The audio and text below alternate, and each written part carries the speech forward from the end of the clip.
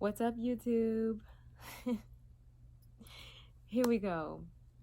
This video is the Q&A response to the last video I dropped for you guys. And I know that was a month ago, but I've been doing all the work getting more of a feel for this channel and what I want to do with it. So the next video that I'll be dropping next week just kind of shares what that looks like for me and what this channel looks like for me, my hopes for it and my new motivation for it, which I think wasn't as strong until recently, that I really feel like we can take this channel somewhere and build a community. So today's video is just the Q&A response. I asked you guys questions last time, and I'm going to answer some of them. I'm going to answer 4 out of the 30 or so questions that you guys asked me, just because I want to keep it brief so that I can do this more often. With that, let's just get right into it. Yeah? See, I'm jazzing it up this time, like wearing a nice shirt, nice little lip color, because I really want to take this all the way, you know? I want to do it well. So we'll see. With everything takes learning, right? And building, and figuring it out as we go along. I wrote some questions down in my book. It says live, love, sparkle. That's not corny, is it?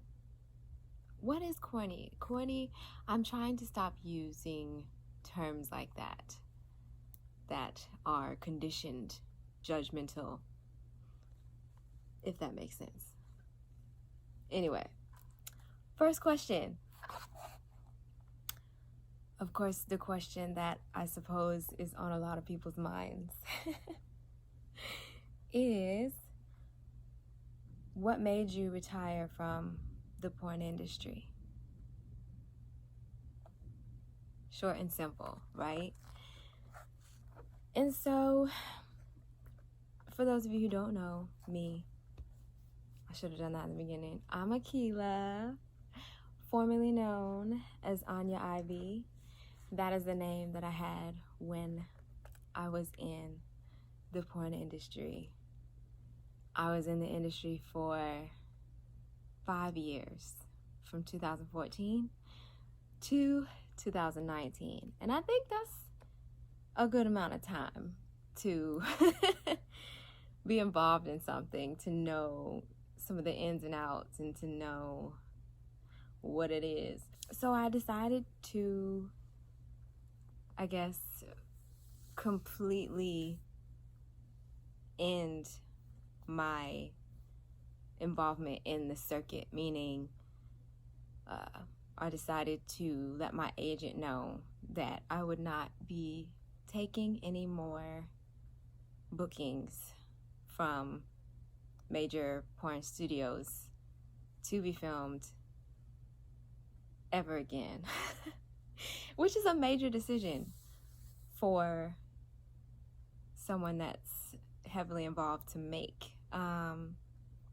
especially if you're doing well and there's really no reason to. I think that it's a personal decision. And the reason for me that I decided to cut ties, and I won't even say that because I still have relationships with everyone and I still get along with everyone, but to decide to stop shooting with studios was just for me that I had decided I'd done enough. I had decided that I'd done everything I could imagine doing. There are a lot more categories that I could have dove into, but I just decided not to. I had decided that it had come to a point for me that I was okay with, that everything I had done, I could just wrap a bow on it and say, that was cool, like I did that. And it really just was, I was almost afraid to do it because no one really walks you through these things. It's something that you have to be your own cheerleader in these situations when you're making major life changes, major life choices, as far as, should I take the job? Should I quit the job?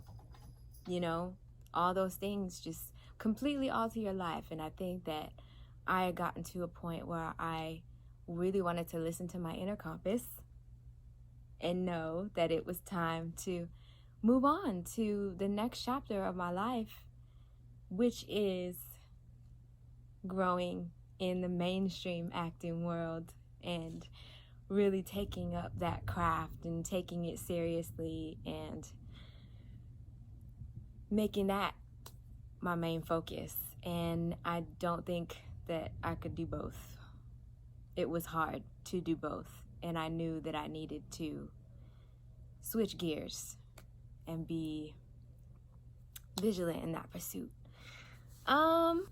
That's why it was time, and I'm happy about it. I'm happy about the decision. I have been retired, per se, for over a year now, and it feels good. Next question. Got a little emotional talking about it, but those are the conversations you want to have, the hard ones. Next question is, how is the mainstream acting going? Good question. I assume that's from someone who has followed that transition and is aware that I have stopped doing porn and I am now pursuing mainstream acting, which is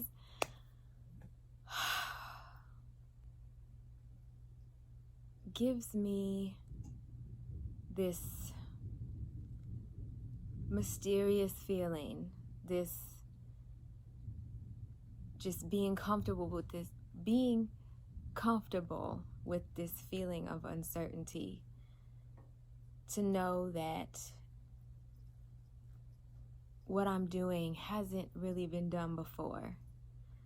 What I'm doing may meet me with a bunch of different challenges that I may not be prepared for, but I definitely have the strength for.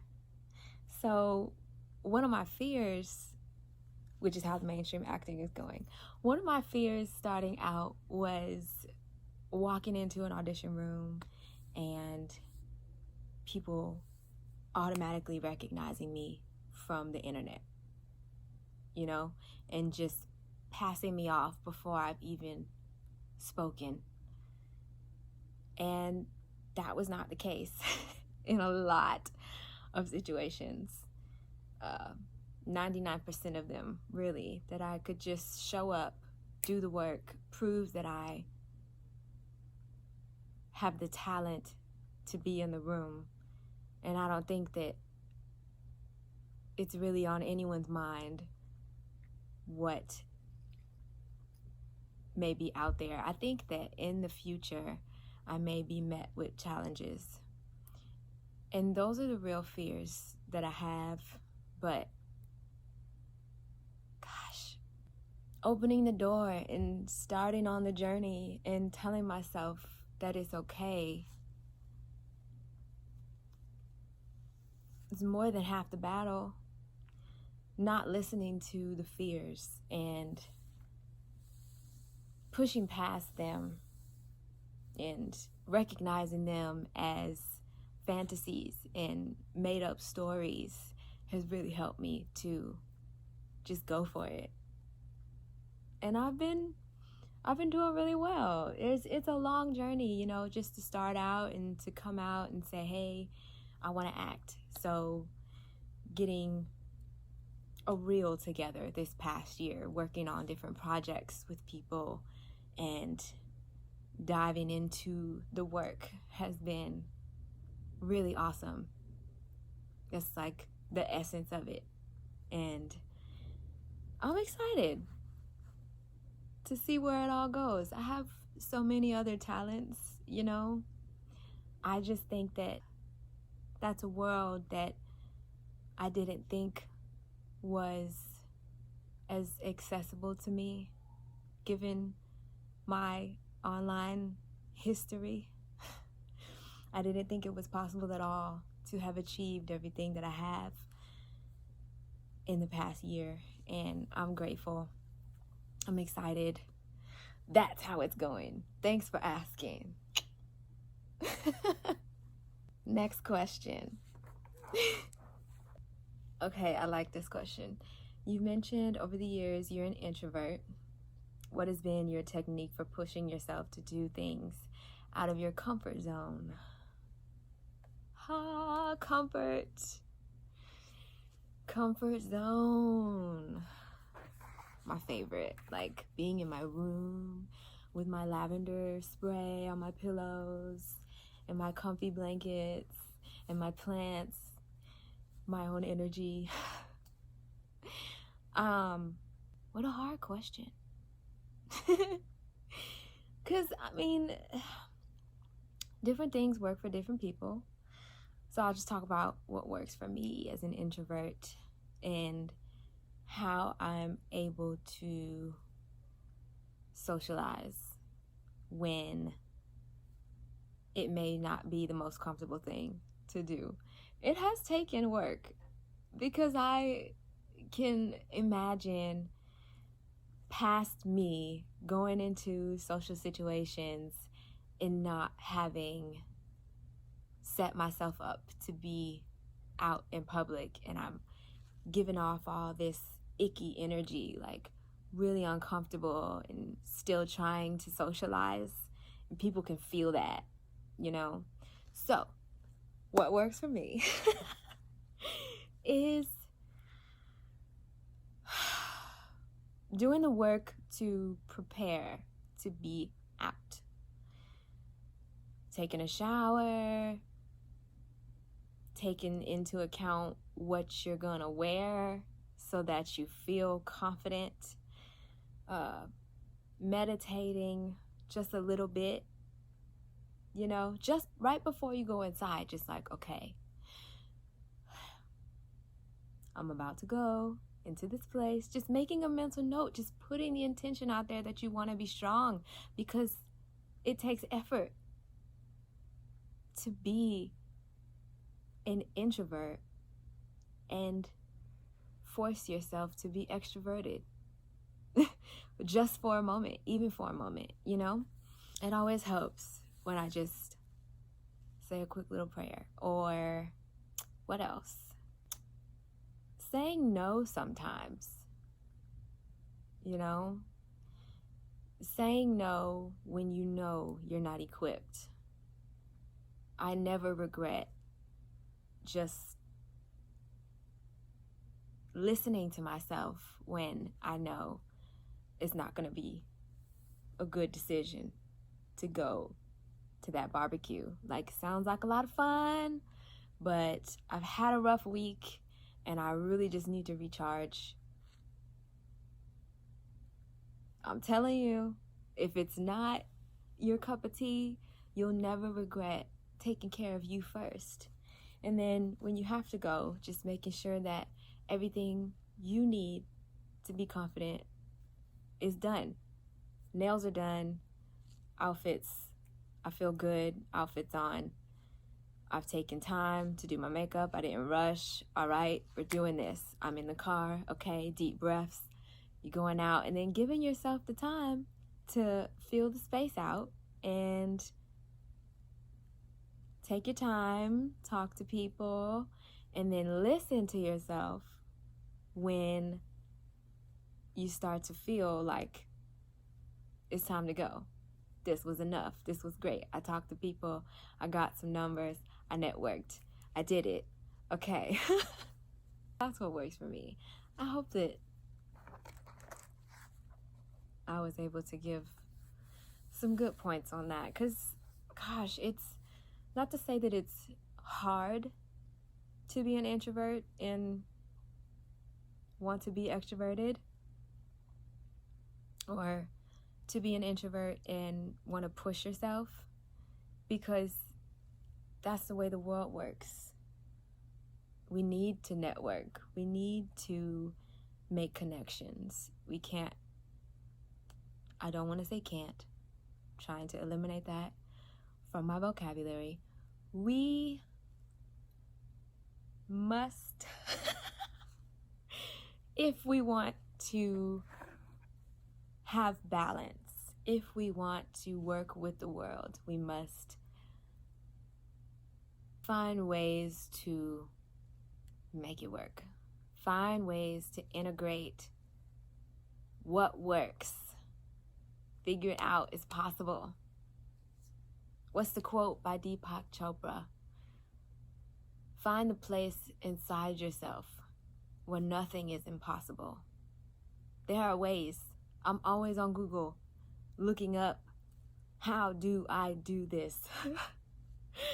Because nothing in this world is hidden if we seek it with intention. All right, last question. I like this one because I think that this is really where my life is right now, and I think that we'll be learning this answer together. As someone who recently quit his job, what advice do you have for people looking for their passion? And so when I read this question, I immediately thought of this Venn diagram that I found on Pinterest that helps you to identify those qualities you inherently have that leads you to find what your passion is, what your purpose is. I'll drop that link down below so that you can have the Venn diagram for yourself. But basically it asks, I drew it, so I'm just gonna read what the sections are. That which you're good at, finding that which the world needs, that which you can be paid for, and that which you love. And for me, those were some questions that took a little pondering. Just like, what do I really love? What comes naturally? What do I think the world needs? Where can I place myself? And those are questions that I think are so important. A lot of times we don't even think that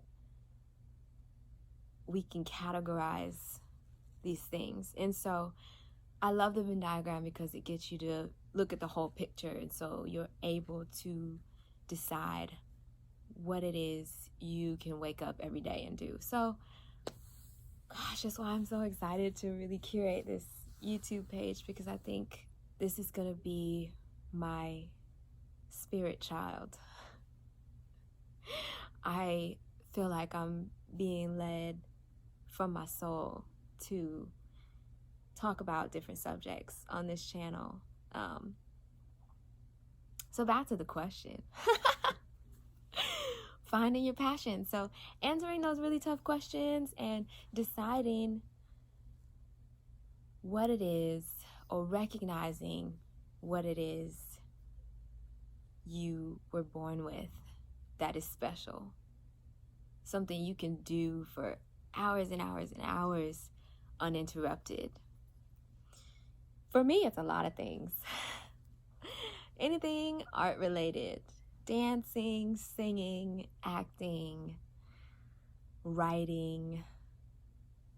So hopefully that's helpful when you're able to go over all of those things. I know that it took me a while to come up with the answers.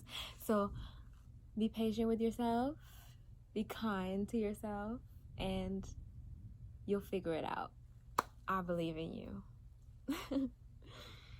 I'm so glad that we were able to get this first Q&A out of the way. I'm so excited to build this channel. I would love to hear some of the questions that you have now that the ball is rolling. And just some of the things that you guys want to see here on this channel. I know that the next video that I'm going to be sharing with you next week talks about all of the hopes that I have for this channel and what I envision for the community that I hope to attract here on this platform. I love that you guys were able to stick around this long and listen to my voice. I am looking forward to our next chat. And until then, check me out on Instagram.